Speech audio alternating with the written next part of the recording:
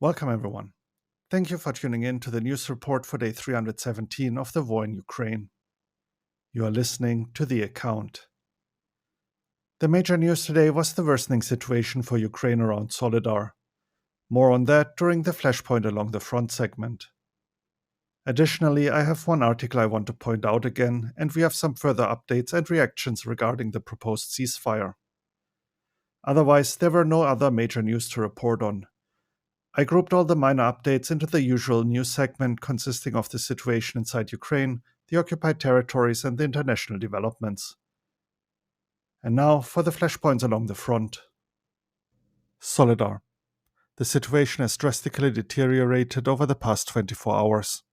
Attacks on Krasnopolivka were reported, and Wagner claims its units managed to break through Ukrainian defensive lines, occupying Bakhmutske and the entire southern part of Solidar. This means Russia managed to advance significantly in and around the settlement. Later in the afternoon, battles around the salt mine in the north were reported, marked here. A video shared on social media during the evening suggests that Russia captured the salt mine. In the comparison, you can see how the situation changed since January 4th. As this is one of the first major victories for Russia in quite a while, propaganda will most likely blow the reports out of proportion. We will be able to have a better look at the situation in the coming days. Kremina. Heavy battles reported towards Chervodopopivka in the north. Allegedly, Russia is trying to push Ukrainian forces away from the P-66 highway. Heavy shelling by Russian artillery was also reported in Dibrova and Kusmine. Maxar has released a comparison of satellite images taken on August 1, 2022 and January 4, 2023, showing the destruction of Bakhmut. The United States believes that the head of the Wagner mercenaries, Yevgeny Prigozhin, is interested in controlling the salt and gypsum mines in and around Bakhmut, and therefore has committed his troops to this sector of the front. And before we start the news segment, I want to point out the highlighted article titled, "What Bradley Fighting Vehicles Will Mean for Ukraine." An article written by retired Lieutenant General Mark Hertling. Hertling, who fought as a tanker in a Bradley during Operation Desert Storm, who was an assistant division commander for support for a tank division during Operation Iraqi Freedom, and who was an armored division commander in northern Iraq in 2007 to 2008, has unique insight just how valuable the Bradley fighting vehicle can be. It has the speed, range, and firepower Ukraine needs right now. Please check out the article as it is quite interesting and provides nice insights. And now for the latest updates and reactions regarding the proposed ceasefire. According to the head of the Luhansk Regional Military Administration, Serhiy Haidai, Russia has broken the self-imposed ceasefire 14 times within the first 3 hours. The Institute for the Study of War writes in its daily assessment that Putin's Truce is an information operation aimed at discrediting Ukraine. The researchers pointed at the fact that a ceasefire takes time to implement and Putin cannot reasonably expect Ukraine to meet the suddenly declared terms. Therefore, this is nothing more than to frame Ukraine as unaccommodating and unwilling to take the necessary steps towards negotiations. Many officials also quickly commented on the announced ceasefire, saying Russia did not stop firing at Ukraine during December 25th, when many Orthodox Ukrainians celebrate Christmas. The UK Foreign Secretary James Cleverly, for example, said the 36-hour ceasefire will do nothing to advance the prospect of peace in Ukraine. Meanwhile, Dmitry Medvedev, the deputy chairman of the Security Council of the Russian Federation, blamed the continued hostilities on Ukraine for rejecting the truce and called Ukrainians ungrateful. He went on to insult Western politicians who did not appreciate Putin's offer. He was quoted as saying, "The hand of Christian mercy was extended to the Ukrainians on a great holiday. Their leaders rejected it. I think most of our servicemen participating in the special military operation breathed a sigh of relief when they heard the main Ukrainian clown's refusal to cease fire for Christmas. Less trouble and deceit." The Russian Ministry of Defense assured that the armed forces of Russia have implemented the ceasefire and at the same time blamed Ukraine for continuing the hostilities. And now for the news segment, starting with the situation inside Ukraine.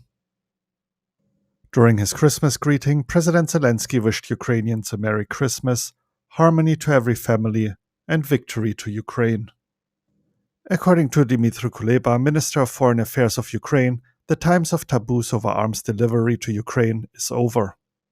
His statement comes after France, Germany, and the USA announced the planned transfer of Western-styled armored vehicles to Ukraine. Oleksii Danilo, the Secretary of the National Security and Defense Council, expects 2023 to be a year of offensive war for Ukraine. In a Facebook post, Danilov wrote that with the delivery of Western armored vehicles, Ukraine is moving to the third of 4 overall stages. Moving on to the latest reports out of the occupied territories. Russia has taken away grain and scrap metal from occupied cities for a while now. Interestingly enough, the National Resistance Center reports Russians have begun to also remove building materials they obtained by dismantling damaged buildings from Mariupol. And to finish up the news, the latest international developments. Journalists have discovered a possible training ground for Shahed drone operators in Kolomna near Moscow. According to an investigative report by Donbas Realities, a project of Radio Liberty, the exact location is about 8 kilometers southeast of the State Center for Unmanned Aviation of the Russian Defense Ministry. Among the weapons included in the latest military aid package, the United States will provide Ukraine with radar-guided Sparrows anti-air missiles, Politico reported. Citing 2 officials, the article claims that the Ukrainian military has found a way to modify Soviet-era anti-air systems to fire the Sparrows.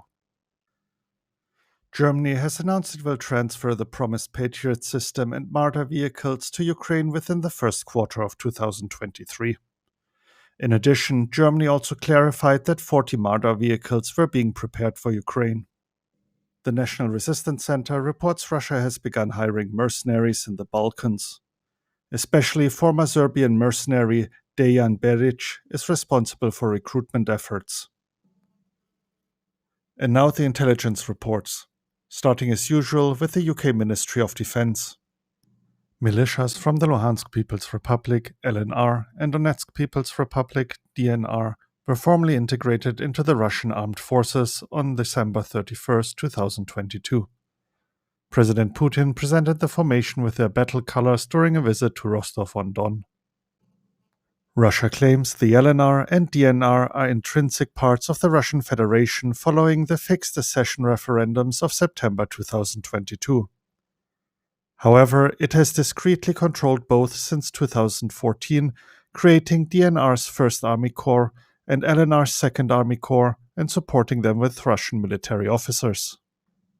The status and identities of the DNR and LNR likely remain divisive within the Russian system. Even before the February 2022 invasion, these territories represented a significant drain on Russian finances. Now, the Kremlin has overtly committed to supporting them. They will likely constitute a large political, diplomatic, and financial cost for Russia, which will last well beyond the current phase of the conflict. And to wrap up the report, the evening update by the General Staff of Ukraine.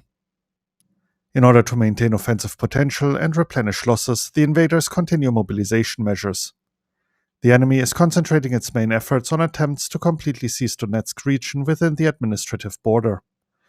The enemy is conducting offensive actions in the Bakhmut area and unsuccessfully tries to improve the tactical position in the Kupiansk, Liman, and Avdiivka directions. The enemy is defending in other directions. The enemy continues to suffer losses.